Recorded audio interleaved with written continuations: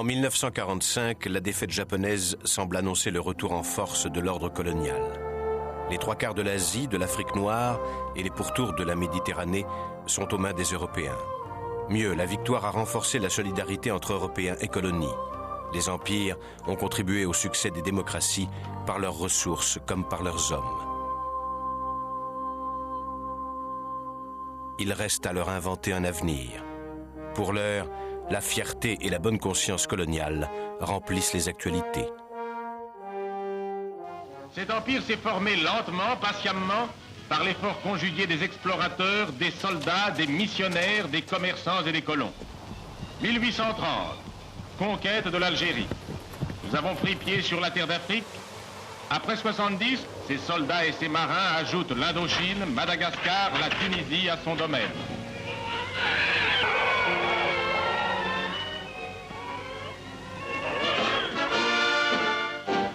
Par les bienfaits de ses œuvres sociales, elle a élevé le niveau de l'instruction, de la santé et du bien-être des habitants d'un immense empire. Dans l'Empire portugais, ce sont les valeurs portugaises qui prédominent. A bandeira de Portugal é sempre içada no alto de um mastro pelos missionários de Cristo nas terras portuguesas das colónias. E assim os indígenas vivem tranquilos à sombra dos dois símbolos tutelares, a cruz e a bandeira da pátria. As missões e o Estado transformaram-nos em ótimos operários. O governo português, cumprindo a missão que incumbe aos povos colonizadores, dotou a colónia de escolas de artes e ofícios, onde os nativos se preparam para a vida do nosso tempo.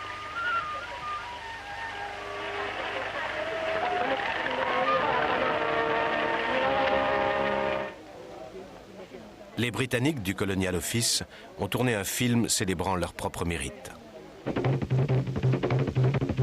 To guide and develop this vast empire is no easy matter. Hong Kong in the Far East, with its constantly shifting population of Chinese, presents very different problems from Fiji and the islands of the Pacific.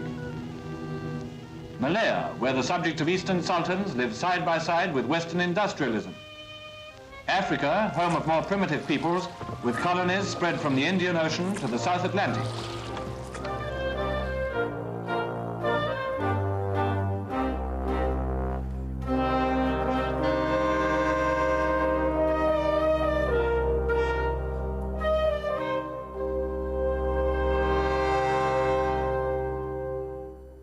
Les puissances impériales n'hésitent pas à se prêter main forte.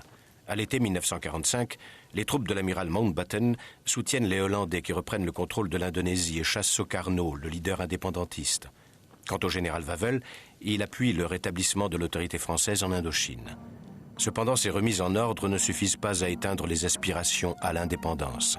Les indigènes réclament que soient tenues les promesses politiques faites pendant le conflit. Ceux d'entre eux qui se sont battus dans les troupes coloniales ont entendu la propagande américaine. Ils ont découvert le monde et rentrent avec le prestige des anciens combattants. Mais on ne se battait pas uniquement contre les Japonais. Les soldats venus d'Afrique observent les affrontements entre nationalistes indiens et britanniques. Geoffrey Adouma retourne dans son pays, la Gold Coast, colonie britannique, avec des idées neuves. Les Antillais étaient très politisés. Nous avons discuté avec certains d'entre eux. Ils disaient « Pourquoi nous battons-nous pour les Anglais ?» Nous répondions « Nous nous battons pour la liberté de l'Europe. » Ils nous demandaient alors « Et vous, êtes-vous libre ?» Nous disions non. Et ils disaient « Battez-vous donc d'abord pour votre propre liberté. »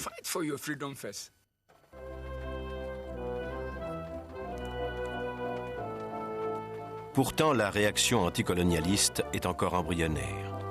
En Inde, les Britanniques ont su se faire des alliés de la plupart des 360 Maharajas et imposer une langue, des règles et une administration commune.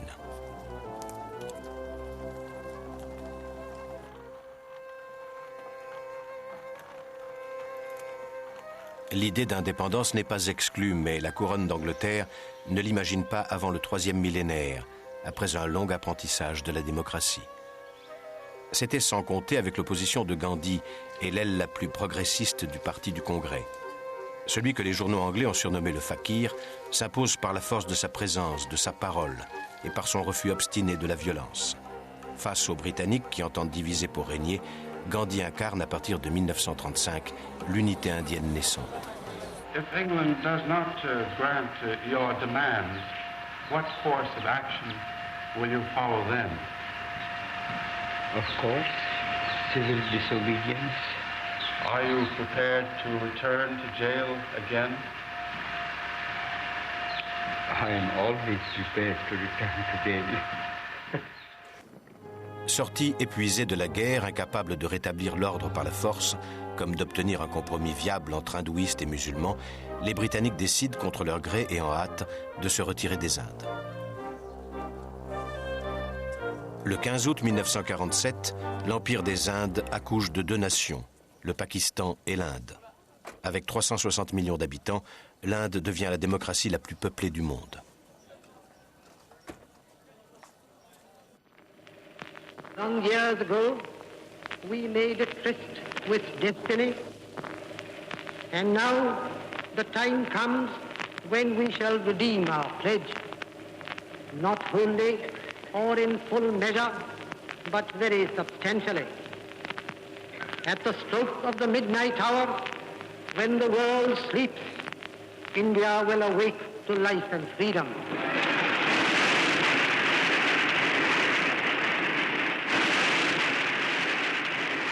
Le pays tout entier est à l'écoute de Nehru, le Premier ministre. Ainsi l'écolière Biranda Kaur. Cette nuit-là, nous sommes restés éveillés. Il m'est impossible de vous décrire la griserie que nous avons ressentie à l'aube. Tout était neuf. Le monde était neuf, voyez-vous. Les arbres étaient plus verts et tout semblait... C'était extraordinaire. Nous avions le sentiment que tout était possible à présent que nous étions libres. Les paysans font le voyage pour assister à la cérémonie de passation des pouvoirs.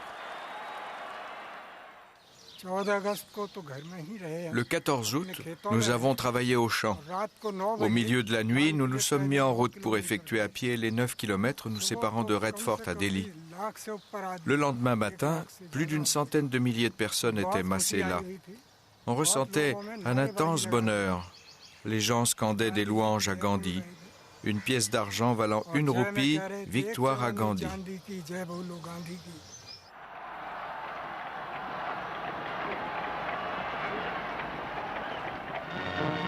The final scene during this great moment in India's history was the ceremony of the flag in the evening. The saffron, white and green tricolour was publicly unfurled. First, the Union Jack. L'Union Jack fut baissé. Et le drapeau tricolore indien hissé à sa place. C'est le plus beau souvenir de ma vie. À ce moment-là, nous avons ressenti qu'on nous accordait la liberté.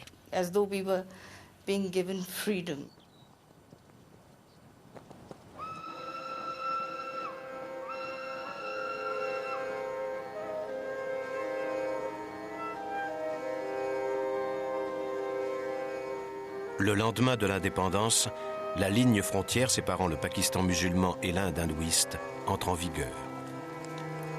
Des millions de personnes se trouvent du jour au lendemain d'un mauvais côté d'une frontière tracée trop hâtivement. Ce partage provoque une guerre de religion. Pour éviter d'être pris au piège, les membres des communautés menacées s'enfuient du Pakistan et de l'Inde. Mais les massacres font rage. Ils feront 500 000 victimes en 5 semaines, malgré les appels à la tolérance répétés de Gandhi.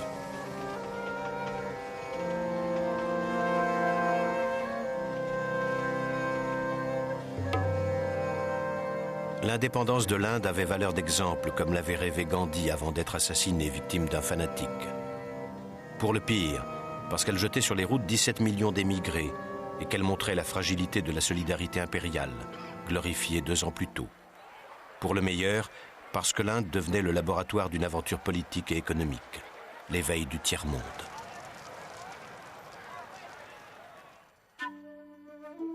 La souveraineté de la France sur l'Indochine a été ébranlée, elle, par l'occupation forcée des Japonais.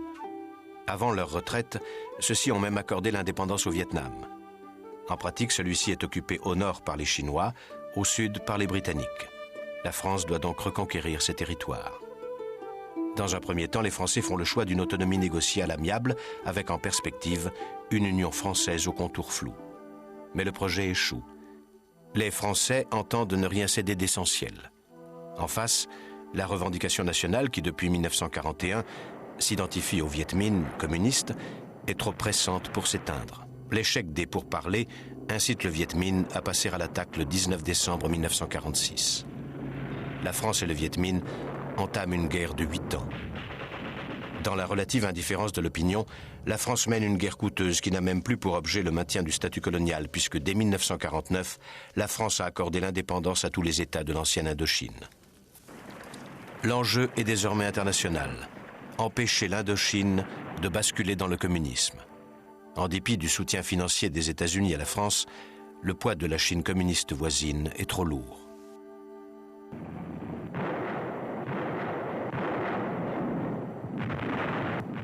La grande bataille de la guerre d'Indochine est engagée. L'offensive Viet Minh sur Dien Bien Phu, prévue depuis plusieurs mois par le haut commandement français, s'est déclenchée avec une violence telle et met en présence des forces si importantes que l'on peut d'ores et déjà considérer cette bataille comme un tournant du conflit. 40 000 hommes appartenant aux divisions d'élite Viet Minh investissent le camp retranché, attaquant par vagues successives les points d'appui qui gardent les voies d'accès du camp. Malgré un redressement de la situation militaire sous l'impulsion du général de Lattre, la chute du camp retranché de Dien Bien Phu, si elle ne constitue pas une défaite irrémédiable, sonne le glas des espoirs français. Il n'y a pas d'autre solution que négocier. Ce que fait Pierre Mendès France à Genève. Les accords signés le 20 juillet 1954 mettent fin à la première guerre d'Indochine et à la présence française dans cette partie du monde.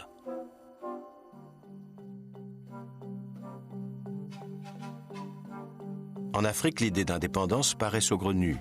On songe à l'intégration des indigènes les mieux formés et les plus méritants.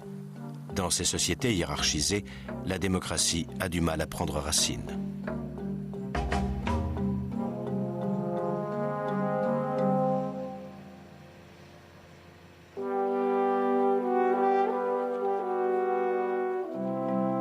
De même, les activités agricoles ou minières sont orientées presque exclusivement vers la métropole.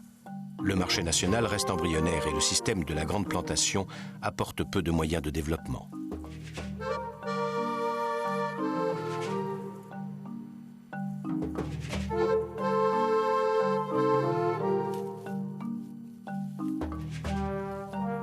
Leia Umbasima travaillait dans les champs de coton au Mozambique.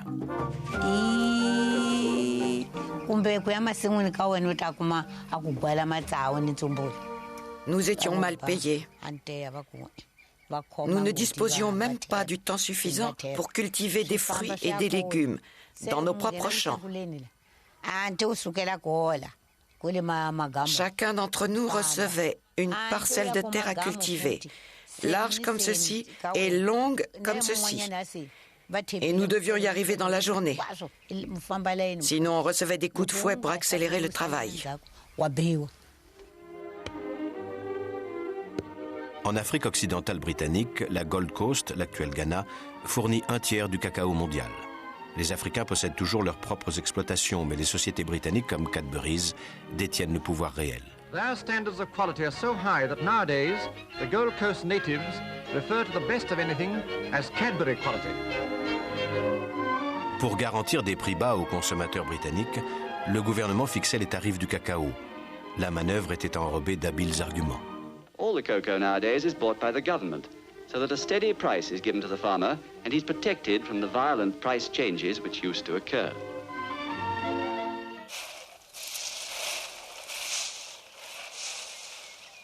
Il y avait de nombreuses sociétés britanniques sur le marché du cacao. Elles envoyaient leurs agents acheter du cacao auprès des villageois. Nous ne disposions pas de nos propres balances pour peser les fèves, et ces agents nous trompaient. Mais nous devions accepter leurs prix. Les prix étaient fixés par les Britanniques sans que nous soyons consultés. Nous avions les mains liées.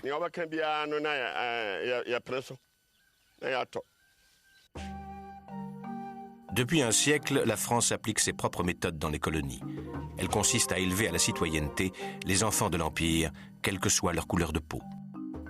À travers l'éducation, les bourses accordées aux élèves les plus brillants, l'État français encourage ses sujets à assurer des responsabilités dans leur propre pays. Ainsi, Saturnin Nguema, jeune Gabonais, poursuivra à travers l'ENA l'ambition d'une carrière prestigieuse telle que l'avaient rêvé pour lui ses parents, avec pour modèle Félix Éboué. Un homme comme le gouverneur général Éboué, qui était originaire de Guyane, avait réussi à devenir gouverneur des colonies en Afrique. Et lorsque le général de Gaulle est passé en 1944, il a encouragé précisément des jeunes Africains à devenir quelque chose pour être l'exemple d'Éboué. Et cela avait frappé mes parents considérablement. Cette tradition a été précisée et actualisée en 1944 dans un discours fameux par le général de Gaulle à Brazzaville. Son discours écarte l'idée d'indépendance.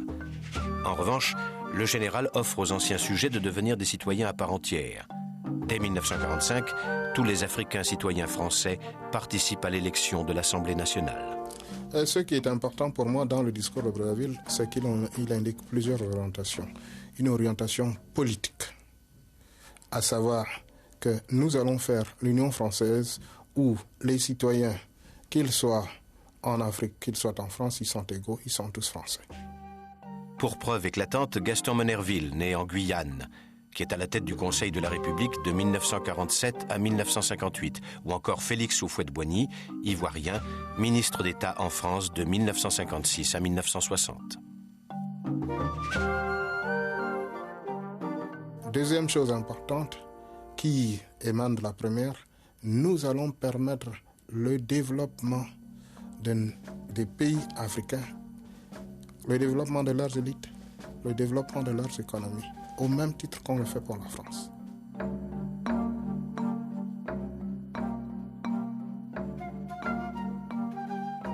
Dans l'Empire britannique d'Afrique, ce sont les pays les mieux pourvus en richesses minières et agricoles qui engagent les premiers le combat pour l'autonomie. En 1948, la Gold Coast compte 5000 colons britanniques, dont 850 fonctionnaires, pour administrer 4 millions d'âmes. Les anciens combattants des troupes coloniales revendiquent des arriérés de soldes. Pour toute réponse, la répression policière fait 29 morts. C'est l'étincelle qui permet à Kwame Nkrumah de mobiliser l'opinion. Surnommé l'homme de fer, Nkrumah fonde son propre parti, la Convention du peuple, en 1949. Son objectif est clair, l'autonomie, tout de suite.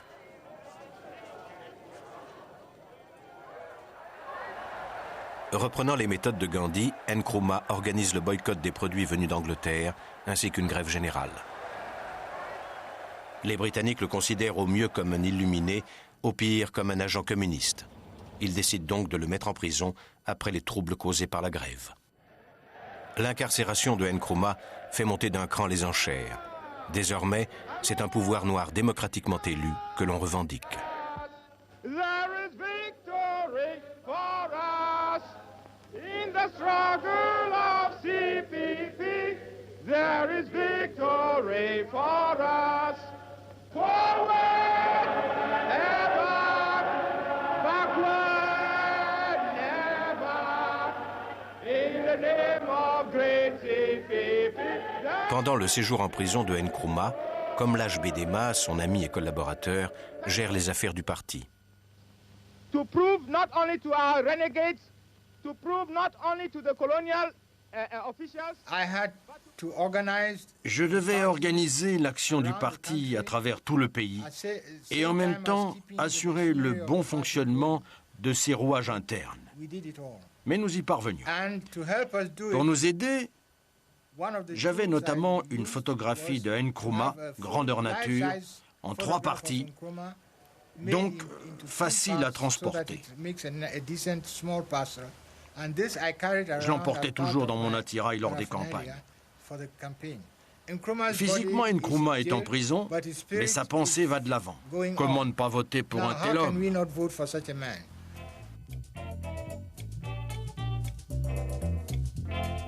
L'agitation continue porte ses fruits après de longs mois de blocage. Les autorités anglaises promulguent en décembre 1950 une constitution marquée par une autonomie quasi complète. Elles annoncent également des élections législatives sous 2 mois. En février 1951, le parti de la Convention du peuple, démocratiquement élu, remporte largement les élections. Signe encourageant, les Blancs et les Noirs ont voté en masse. Nkrumah est aussitôt libéré et forme le premier cabinet du continent. La voie de l'indépendance est ouverte.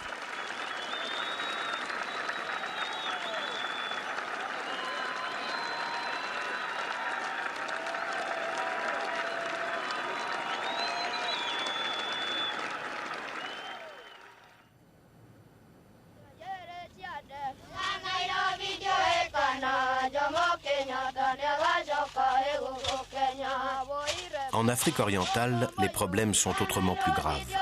D'abord en raison de l'hostilité entre les diverses ethnies qui peuplent ces pays. Cette hostilité s'amplifie avec l'arrivée, dans les années 30, de colons européens qui se sont emparés des terres les plus fertiles, au Tanganyika, au Nigeria ou au Kenya.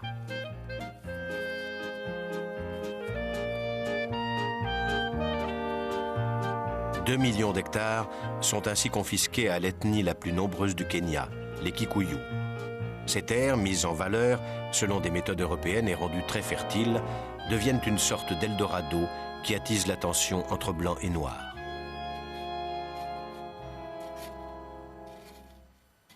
Ceux-ci se regroupent derrière Jomo Kenyatta qui fonde un parti autochtone. Suivant l'exemple de la Gold Coast, ils réclament la restitution des terres, des élections et une constitution. Certains Kikuyu préfèrent recourir à l'intimidation et à la violence. Ils se regroupent dans une société secrète appelée les Mau Mau, ou Armée pour la terre et la liberté. Waiwateri en faisait partie. J'ai rejoint les Mau Mau à cause des épreuves que nous endurions. Le principal problème était la confiscation de nos terres par l'homme blanc. Il y avait aussi l'éducation. Les écoles que nous fréquentions furent fermées et détruites. Nous avons donc formé des groupes et prêté serment. Les Africains étaient nos frères, mais chaque homme blanc devait être considéré comme un ennemi.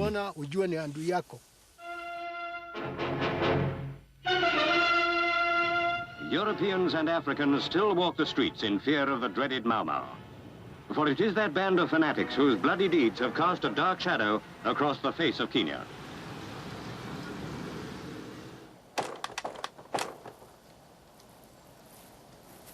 Les Britanniques suspendent les discussions avec Kenyatta. Et pendant 3 ans, ils mènent une politique de répression contre les Kikuyu. Ils bombardent les camps situés dans les forêts au pied du mont Kenya pour tenter d'en venir à bout. De leur côté, les Mau Mau entretiennent leur légende de guerriers exceptionnels.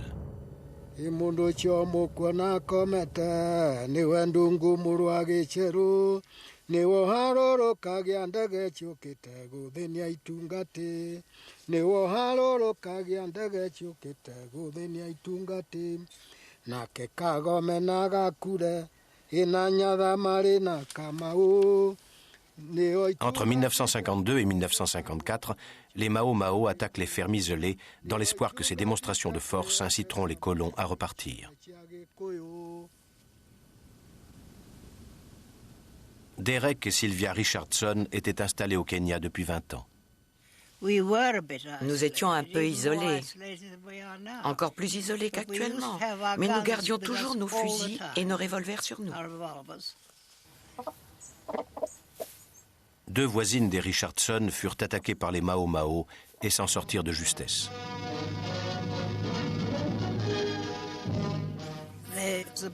Il y eut un grand coup sur la porte. Elle s'ouvrit et cette bande d'individus s'engouffra dans la maison. Pitty et Dot leur tiraient dessus et en abattirent 2. Elles ont tiré de nombreux coups et l'un d'eux a tué leur chien, ce qui était évidemment navrant pour elle, car elle l'adorait. Kenyatta a beau se prononcer contre la violence, il est emprisonné. Officiellement parce qu'on le soupçonne de complicité avec les Mau Mau. En réalité, pour mettre à l'abri le seul interlocuteur capable de conduire le pays vers l'autonomie. Au total, on arrête plus de 80 000 suspects. Certains, sans être Mau Mau, refuse quand même de coopérer avec la police. Nous étions alignés en rang. Ils appelaient les détenus un par un.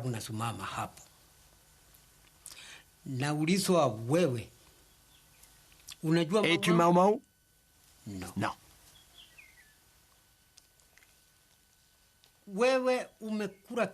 As-tu prêté serment? Non. Que feras-tu si nous te renvoyons chez toi? Rien. Dis-nous si tu es Mau Mau. On the edge of the African jungle in Kenya, a Mau Mau terrorist fighting British rule of the colony is captured. Two native policemen bring in one of the top leaders of the rebel tribesmen, 34-year-old Dida Kamasi. En 1956, les Mau Mau abandonnent la partie. Mais c'est une demi-défaite. Depuis plusieurs mois, le Conseil des ministres de la colonie est co-dirigé par des Noirs et des Blancs. Les Anglais ont su préparer leur départ tout en laissant une chance à la toute petite minorité blanche, 1% de la population mais 80% des richesses, de s'adapter à une nouvelle donne politique inéluctable. Car le temps des indépendances est arrivé.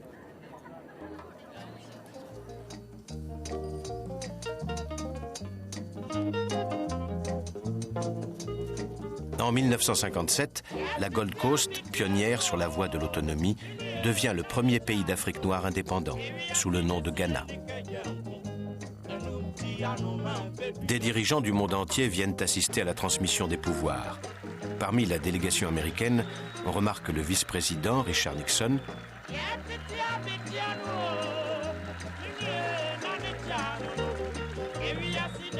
et le pasteur Martin Luther King, leader du mouvement pour les droits civiques aux États-Unis.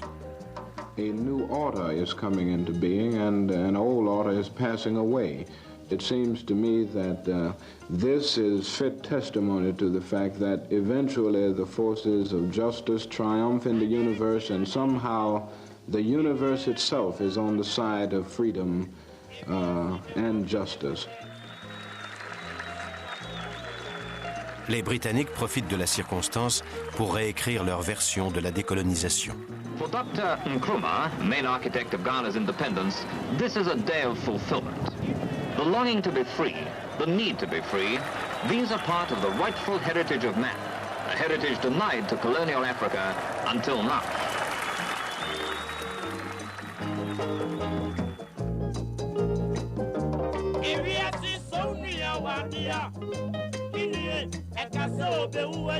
En l'honneur de la nouvelle démocratie, on fait ériger un arc de triomphe monumental.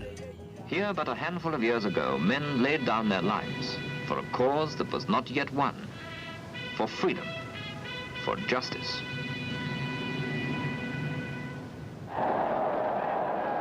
Pour comme l'âge Bédéma, l'heure de la reconnaissance a sonné. Nous sommes montés sur la tribune dans la pénombre et lorsque les lumières se sont allumées, à minuit moins 5, nous étions tous en place. Je me trouvais à la droite de Nkrumah. Tout le monde était heureux. Les hurrahs résonnent probablement toujours, mais nous ne les entendons pas.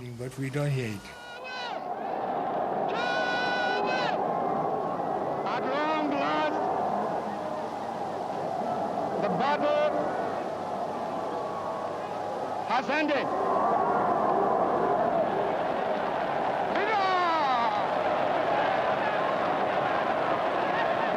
And thus, Ghana, your beloved country, is free forever. From now on, there is a new African in the world. That new African is ready to fight his own battle and show that after all, the black man is capable of managing his own affairs.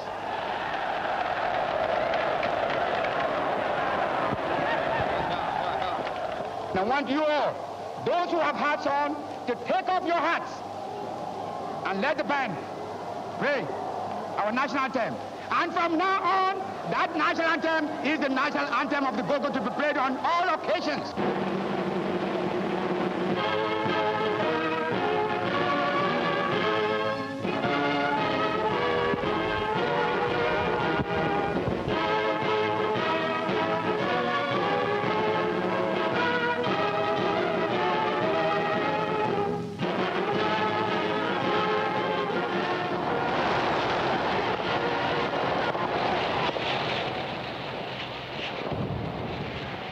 Nkrumah se trouve promu père du nationalisme africain. Il soutient financièrement d'autres mouvements nationalistes et l'expérience ghanéenne devient un modèle d'accession à l'indépendance dans les territoires britanniques. This mid-20th century is Africa's. This decade is the decade of African independence. Forward then to independence now. Tomorrow, the United States of Africa.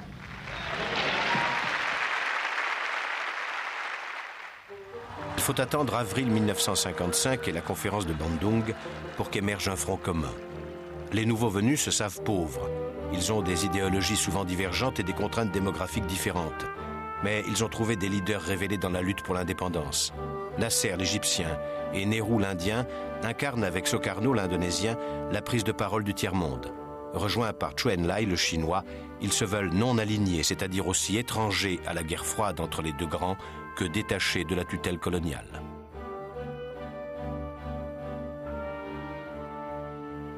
L'indépendance de ces nouveaux venus sur la scène internationale est renforcée par l'affaire de Suez en 1956.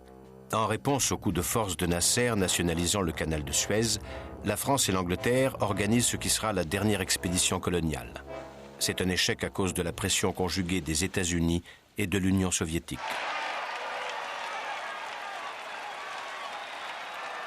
Nasser en profite lors d'une conférence de presse tenue devant les journalistes occidentaux pour réclamer l'indépendance généralisée des territoires coloniaux. The people know what's going all over the world. People are feeling that they can achieve their independence, their sovereignty, by their own effort. This is the problem. The principles which were declared after the Second World War, the principles of self-determination, liberty, freedom. You may not feel it because you are free and you were free for a long time. But I think during the Second World War you were able to feel it when you were under brute force. This is my personal idea about that. Les Européens ont perdu le contrôle exclusif de la situation en Afrique. En plus de la revendication indépendantiste locale, il leur faut tenir compte de la politique américaine en faveur de l'indépendance et des manœuvres soviétiques pour s'implanter sur place. Les Portugais sont hostiles à l'idée d'indépendance et ne veulent pas en entendre parler. Les Français affirment que leurs colonies n'ont pas besoin de l'autonomie. Au lieu de l'indépendance, ils proposent l'intégration. Il suffit de se promener dans le centre des capitales, de voir l'évolution de la classe moyenne locale pour saisir l'importance de l'imprégnation française.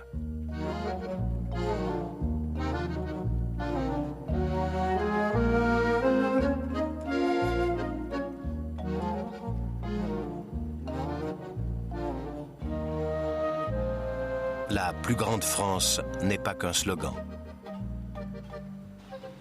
Ça signifiait beaucoup de choses et rien du tout. Beaucoup de choses parce qu'au fond, votre statut social dépendait de ça. Et rien du tout parce que vous pouviez ne pas être dans la peau d'un assimilé. Le quartier latin a changé de physionomie. Les étudiants latins ne sont plus les seuls bénéficiaires de l'enseignement supérieur français.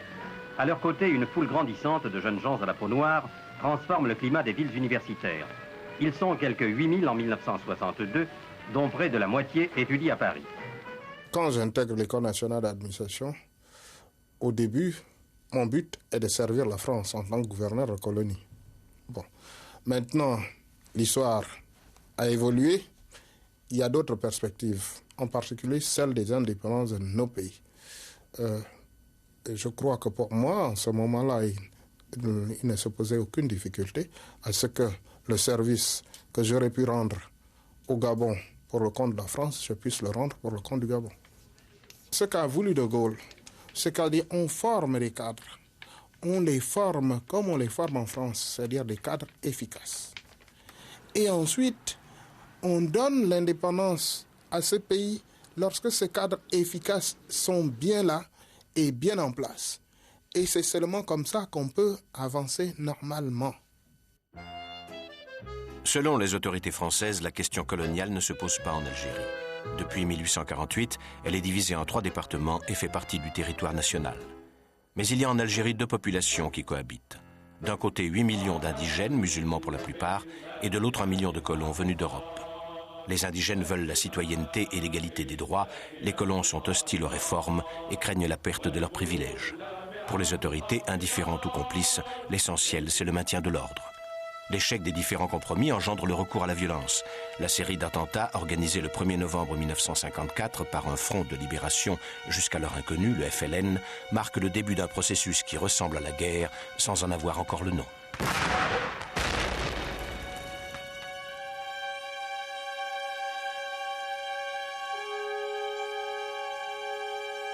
Les populations algériennes sont déchirées.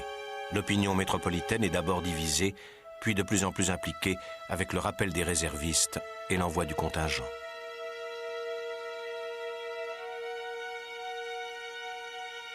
La Casbah d'Alger, que l'on soupçonnait d'être une véritable tête de pont des rebelles dans la capitale, a été passée au crible au cours d'une gigantesque opération de police qui a mobilisé près de 8000 hommes.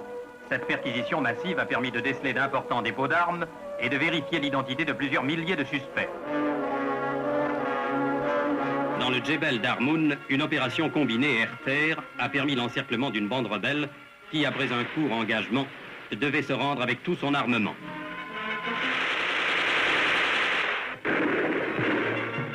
L'impuissance des gouvernements à régler la question algérienne entraîne la chute de la 4e République et le retour au pouvoir du général de Gaulle.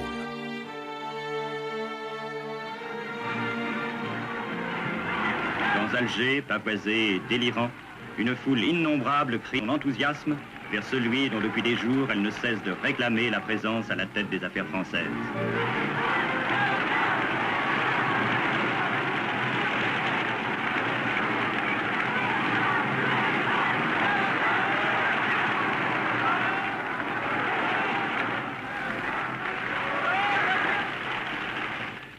La France considère que dans toute l'Algérie, il n'y a qu'une seule catégorie d'habitants. Il n'y a que des Français à part entière.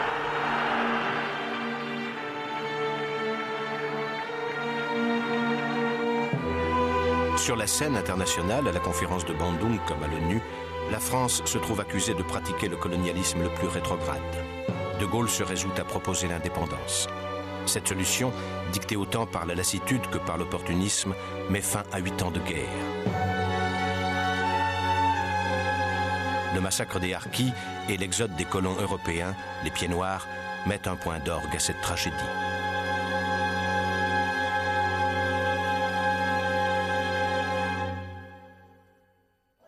L'affaire algérienne a précipité la revendication nationale en Afrique noire. Un peu partout, les activistes font campagne pour obtenir à leur tour la liberté. Amadou Baro Diène était étudiant au Sénégal. En ce moment, en 1958, vraiment, il y avait une effervescence au niveau de la jeunesse. Pour l'indépendance, on était très bouillants. On fonçait la tête dessus parce que l'indépendance, pour nous, c'était l'idéal. C'était ça. Alarmé par les combats en Algérie, De Gaulle propose l'autonomie aux colonies françaises d'Afrique noire. Il entreprend en août 1958 une grande tournée en Afrique pour convaincre de l'intérêt de cette communauté qui maintient des liens avec la France. De Gaulle représente certainement quelque chose d'important pour non seulement moi, mais pour tous les Africains. C'est l'homme qui a vu, disons, la voie qui était la meilleure pour l'Afrique. En ce moment-là, j'aurais souhaité réellement que tous les pays africains lui ouvrent en grand les bras et applaudissent pour cette communauté qu'il avait envisagée et qui allait nous permettre d'accéder progressivement à l'indépendance au bon moment. De Gaulle reçoit un accueil triomphal, prélude à un succès écrasant du référendum.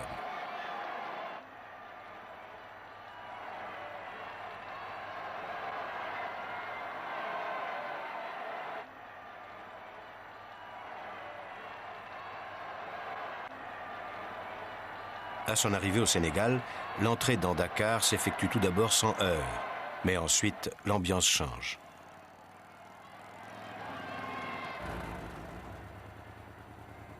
Amadou Barrow Diène et d'autres qui voulaient l'indépendance totale manifestaient le long du parcours. Alors on était là, il y avait beaucoup de tensions, mais on avait pris la précaution de cacher les pancartes. En ce moment, à l'arrivée, la minute d'arrivée, on est sorti avec les pancartes et les tracts. Il était convenu que je devais jeter des tracts dans la voiture du général et je me suis sorti de la foule pour jeter les tracts. Et ils ont continué, nous avons couru derrière jusqu'au palais en criant le mot indépendance immédiate, indépendance immédiate. Le ton de la réponse du général est sans équivoque. Je veux dire un mot d'abord aux porteurs de pancartes. Je veux leur dire ceci. Ils veulent l'indépendance, qu'ils la prennent. Mais s'ils ne la prennent pas, alors qu'ils fassent ce que la France, l'Europe, la communauté franco-africaine.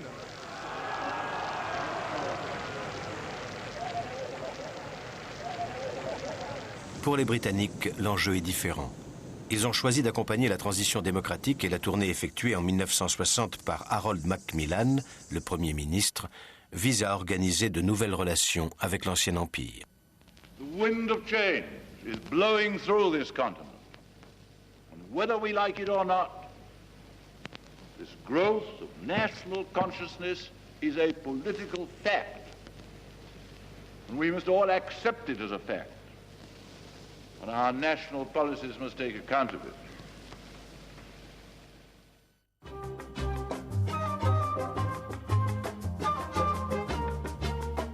La décennie 60 voit s'accélérer le mouvement des indépendances.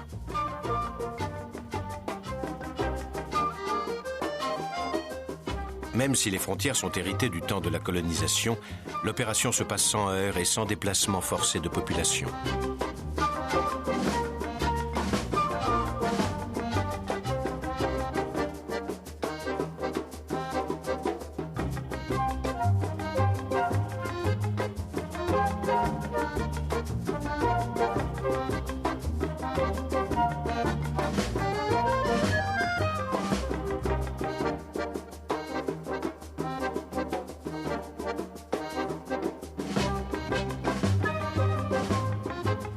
Seuls les Portugais refusent l'idée d'indépendance, voire d'autonomie, et renforcent la présence militaire. Comme le souligne Jomo Kenyatta, le passage à l'indépendance s'effectue, en Afrique noire tout du moins, sous le signe de la compréhension et de la coopération. Are the Africans ready to and experienced enough to take over the actual administration of government yet? Yes, they are, certainly. Do you expect that they will do that, or do you want British civil servants to stay and help? Oh, we want the help. We want the friends, those who can work under an African government. We want them. But what we don't want is masters. Dans certains pays, ces aspirations sont brisées rapidement. Dans l'ancien Congo belge notamment, la transition vers l'indépendance n'a pas été préparée. En juin, Patrice Lumumba devient Premier ministre du Zaïre, nouvellement indépendant. De l'indépendance, aujourd'hui victorieux. Je vous salue au nom du gouvernement congolais. Nous avons connu que la loi n'était jamais la même, selon qu'il s'agissait des blancs ou des noirs. Il n'y a pas d'armée, pas d'administration congolaise. De plus, les indépendantistes sont divisés. Dès que le retrait belge s'amorce en mai 1960, le pays entre en ébullition. L'héritage zaïrois est emprisonné. Les mines du Katanga excitent les convoitises. L'armée privée de son commandant belge se mutine. Les haines tribales se déchaînent. Les provinces qui composent le Zaïre sont tentées par la sécession.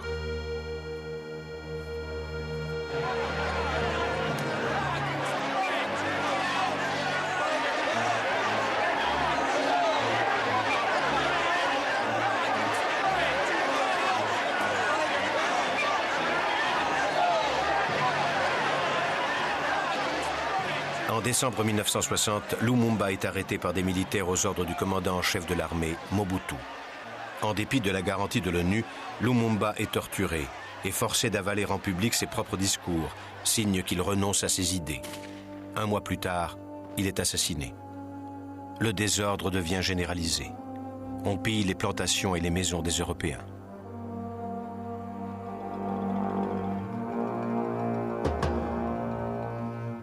Le pays s'enfonce pour 5 ans dans la guerre civile.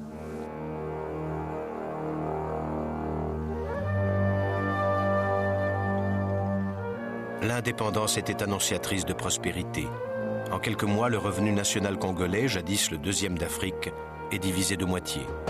Et le putsch à froid de Mobutu, devenu maréchal, installe pour longtemps les militaires sans régler les problèmes ethniques ou économiques. Devant l'incurie générale, le recours aux militaires semble souvent la meilleure solution. Les soldats sont formés, ils ont en général le soutien de la métropole. L'armée paraît seule en mesure d'imposer la stabilité politique, condition première d'une politique de développement. Aussi vite que s'étaient succédé les fêtes d'indépendance, la fin des années 60 marque l'arrivée des hommes forts au pouvoir. La corruption et l'arbitraire deviennent la règle en Ouganda, en Sierra Leone, au Zaïre, en Guinée, au Ghana. Dans ce pays, jadis pionnier de la libération, on compte au moins 14 tentatives de coup d'État en 10 ans, sans oublier les restrictions des libertés. Nkrumah ne se considère plus comme un chef d'État ordinaire. Il se prend pour le Messie, le Rédempteur, et organise un culte de la personnalité à la mesure de sa paranoïa.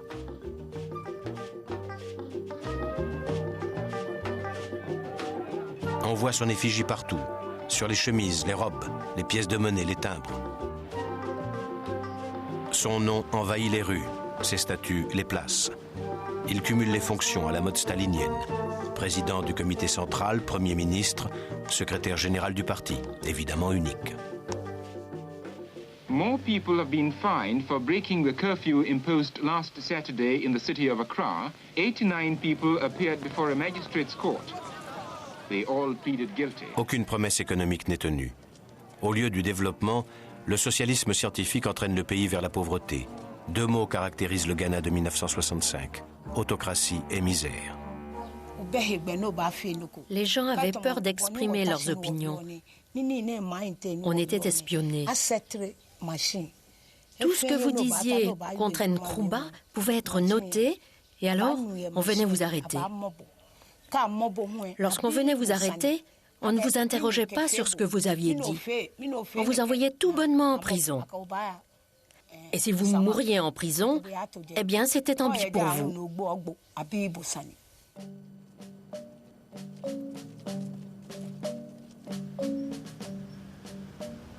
Ghana is passing through a revolutionary period.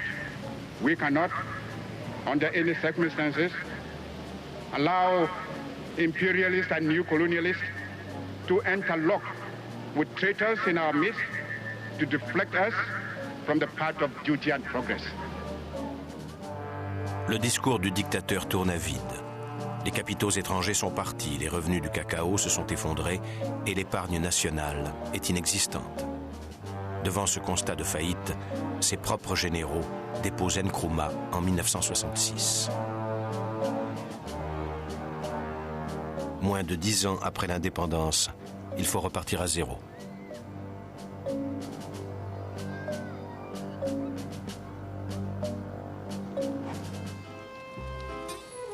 L'Angola et le Mozambique sont les derniers bastions du colonialisme européen. Dans ces pays, le système de la grande plantation fonctionne de plus en plus mal. Malgré le soutien financier des États-Unis, de la France, de l'Afrique du Sud, en 1970, 400 000 Mozambicains doivent s'expatrier en Afrique du Sud pour trouver du travail. Les 2 colonies entament un long processus de décomposition. L'armée portugaise est impuissante face à l'essor d'une élite très peu nombreuse, imprégnée de marxisme, qui lance la guérilla dès 1963 avec le soutien de Cuba et de Moscou. Le Mozambicain Xadreg Sarea s'est battu pendant 10 ans au sein du Front de libération. Il ne s'agissait pas de combattre des gens à cause de leur couleur. Le problème, c'était le système en vigueur. Ce système imposait, cautionnait un esclavage où des êtres humains étaient traités comme des animaux et obligés de travailler dans les plantations. Il autorisait les châtiments corporels, il limitait nos droits et nous empêchait de participer à quelque activité que ce soit.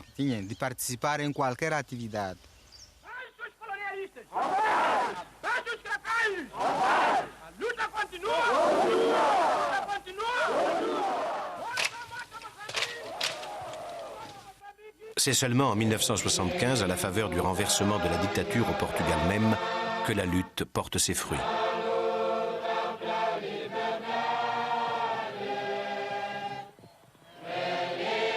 Les militaires portugais, sous la conduite du général Spinola, l'un des héros de la révolution des œillets, décident de se retirer.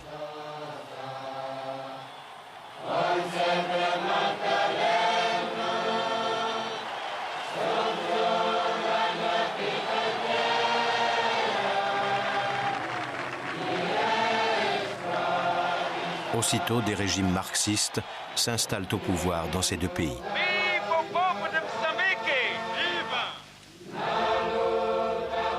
Mais à la guérilla contre le colonisateur succède une guerre civile entre factions soutenue par Moscou et par Washington. Tandis qu'on supprime les symboles de l'Empire, les deux pays s'enfoncent dans la pauvreté et le chaos. Ce n'est que 10 ans plus tard qu'une trêve fragile et incomplète ramène la paix. Le départ de la dernière puissance coloniale, 20 ans après les premières luttes pour l'indépendance, n'a apporté ni la paix ni le développement. Quant à la démocratie et la liberté, elle reste à consolider. L'adieu aux colonies, c'est la fin d'un monde. Partir pour les colons, qui ne se sentent plus chez eux, c'est tirer un trait sur un mode de vie, une époque, couper des racines. Ils garderont à jamais la nostalgie de cet univers disparu, sans retour en arrière possible.